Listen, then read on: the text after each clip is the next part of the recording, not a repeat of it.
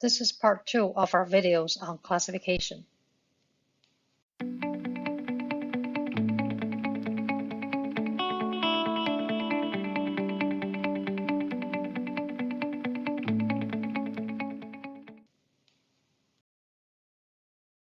Let's recap.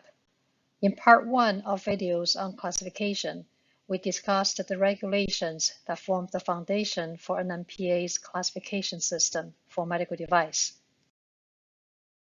We discussed NMPA's document number 15, Classification Rules for Medical Device, the definitions, general rules, and decision tables. In this video, we will focus on how to use the rules and guidelines and the current NMPA product classification lists. China has long been regulating medical device by classifications. In 2017, NMPA reorganized the medical products into a new classification list or catalog and published it in August 2017. The classification list is organized by product groups and category levels. Large product groups, such as active surgical instruments or non-active implantable devices, are top-level product categories. The numbers on the left are the product group number or level 1 category. Under each product group, similar products, but for different applications, are further grouped into second category groups, or level 2 category. Let's take a look at an example in the next page. This is one of the pages in the classification catalog. The product group or top-level category is surgical knives. Based on the clinical applications, these products can further group into second-level categories, such as surgical scalpel plates for surgical general surgery, the blood vessel dissection, or other specialty knives, such as endoscopic applications. For each product category, we can see the description of the product, the intended use, and the associated classification. There are also examples for products in this category, which can be used as a reference. As you can see, not all surgical knives are Class 1 or Class 2. If the product is a single-use or sterile provided, it's Class 2. Other reusable ones, or ones that can be cleaned or sterilized after each use, they are Class 1.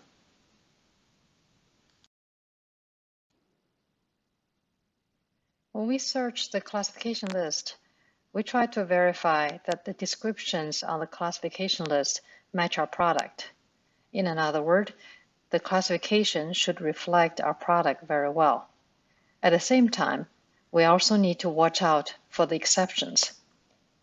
In this example, you can see that the surgical treatment planning software is Class 3 device, except that if the software is for dental or ear, nose, throat surgeries, it is Class 2.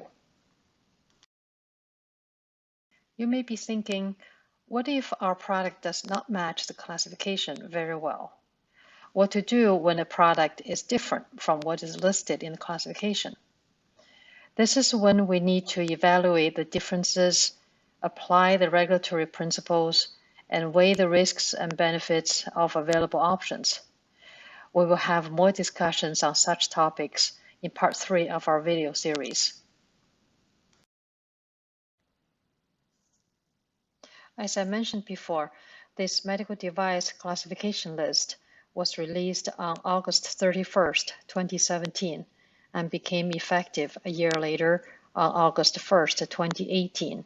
It remained valid as of today. However, we must bear in mind that the classification lists are not etched in stone. They are living documents. As medical practice advances and product mature over years of use, the risk level may decrease.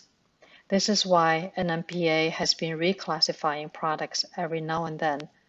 Part of our jobs as regulatory professionals is to monitor such changes so we can either take advantage of or prepare for such developments. As to classifications for IVD reagent products, they were reviewed by NMPA in 2017 as well, but the catalog was not published until later 2017. We will discuss the IVD catalog in separate videos for IVD products.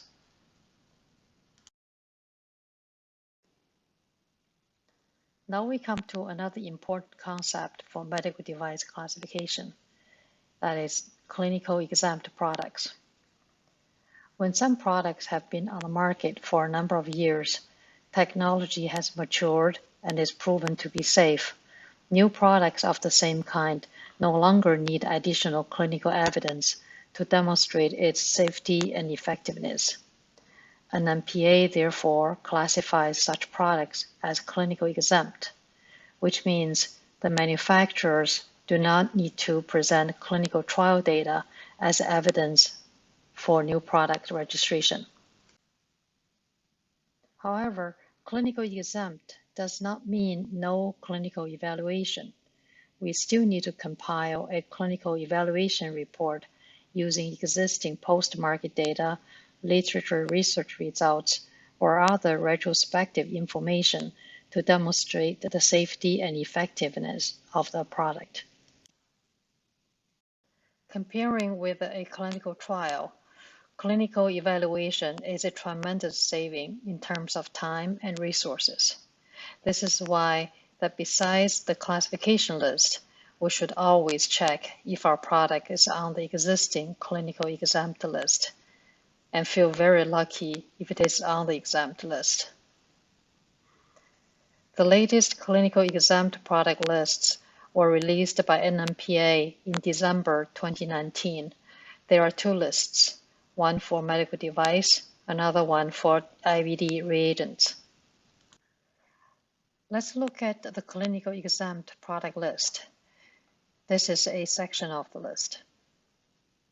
This list is organized a little bit different from the classification list. It is simpler. The columns are the classification code, which is the location number corresponding to the location of the classification list.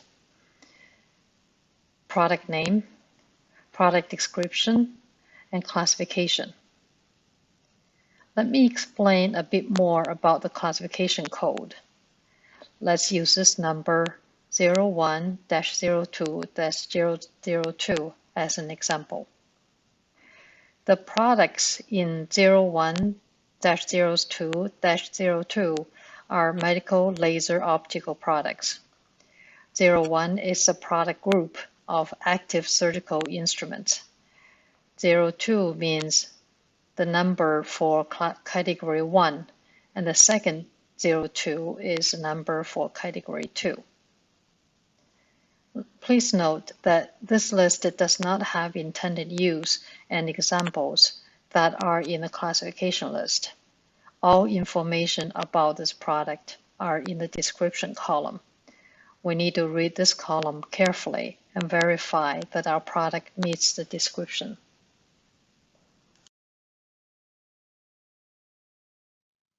The agency and NMPA that manages medical product classifications is Medical Device Standard Management Institute, which is a part of National Institutes for Food and Drug Control. This agency receives applications for new classifications, conduct initial review of the applications, formulate its opinions, and submit them to the head office of NMPA for final approval. It also publishes the updated classification lists. The website for Medical Device Standard Management Institute is quite comprehensive. Let me demonstrate for you how to use their website. Here's the website of Medical Device Standard Management Institute. On the left side, these buttons are what we usually use to do the search. These buttons are medical device classification catalog search. Next is a medical device technical standard search. We will talk more about the standards in our video for product testing. Next one is Technical Standard Revision Information System. Here you can find any new announcements on classification that has not been included in the catalog yet. The next one is Medical Device Classification Decision System. We use this site to submit requests to NMPA for new classification. We will touch on this subject in the next video, part 3 of our classification videos. The next button is very useful if you have a drug device combination device and need NMPA's decision if your product is considered as a drug or a medical device. We will cover this one in the next video as well. When we want to search a product classification, we will click on the first button on the left. And we enter a keyword here in this window. Let's try software. Okay.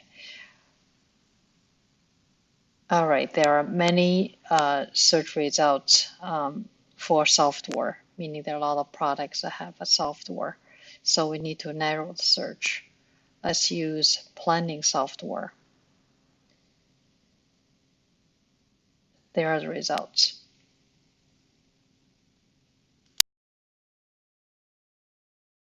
In this video, we discussed the existing product lists.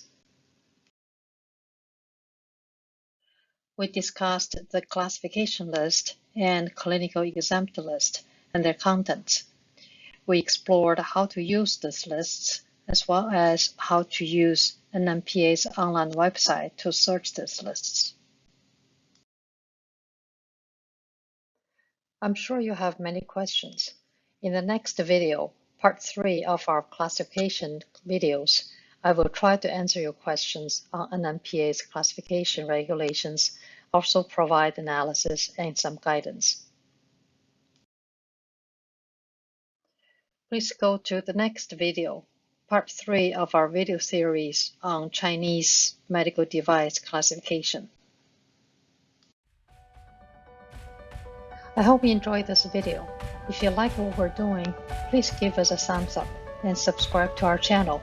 If you have questions or ideas about future topics, please email us at this address. We would love to hear from you. Thank you for your interest. We look forward to bringing more useful content to you in the future. See you soon.